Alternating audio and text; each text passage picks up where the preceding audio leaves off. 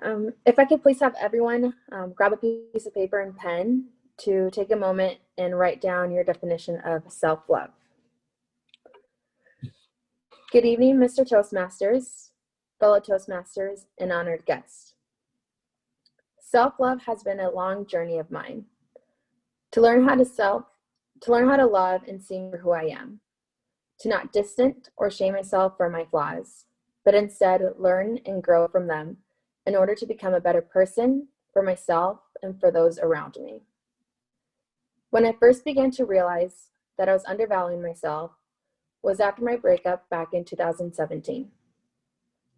I noticed that I gave a lot of me without getting the type of love I needed in return. At first, I was blaming him, which I then knew it wasn't entirely his fault, because it wasn't his fault that I did not love myself the way I loved and nurtured him. The breakup came with a lot of grief as well as growth. Growth came after I stopped blaming him for how it ended and instead took a closer look as to why it ended and the great things that came from it, such as learning the things I should and should not put up with. However, self-love can also become challenging because we might have the saying embedded in our minds, one must accept me for who I am, which is not entirely true. Why, you may ask? It's not entirely true because if someone communicates how we may have caused harm and we choose to not take accountability on how our words or actions may have caused damage, then we are choosing to dismiss the significance of the person's feelings. Yes, it may require swallowing pride by putting our feelings temporarily to the side as we navigate to better understand where the person is coming from, which is okay because it has the potential to allow us to become vulnerable and raw. These two words, vulnerable and raw, can at first make us feel uncomfortable since we're so accustomed of persona for others in order to be accepted. I realized how detrimental this was. At least it was detrimental to my mental health and well-being. And for my own self, it felt lonely being me. After experiencing that feeling, I knew I never wanted to feel that way again. The one thing I was not prepared for is how it was going to affect my friendships and relationships.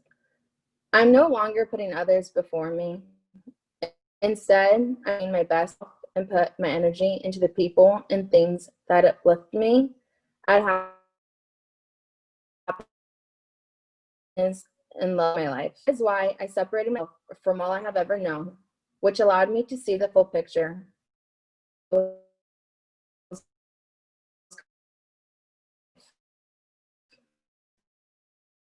Allowed me to reflect and feel parted from. Once I came to those realizations, permission to be me, setting up healthy boundaries, not allowing negative feedback to overpower my inner thoughts, and to become resilient. Because my father once told me, time does not stop for you or for anyone. And that has really stuck with me. This is significant because he told me this after seeing me so depressed and not doing much with my life after losing my best friend. I never knew the feeling of losing someone so unexpectedly and how it could change you. I was so broken and not happy, so I distanced myself from those I cared and loved most. I did this because I did not want to bring my sorrows to them. I felt like I had to overcome this on my own. Of course, years later, I now know that is not how you overcome things. This is when I had to be okay with not always being happy and around other people. I was able to be myself in every type of emotion in front of others. By allowing myself to be vulnerable, I was able to accomplish a better mindset within 2 years than the previous 4. Excuse me. Now, self-love comes with breakthroughs, downfalls, and moments of pure joy because you're finally listening to your needs and catering to yourself.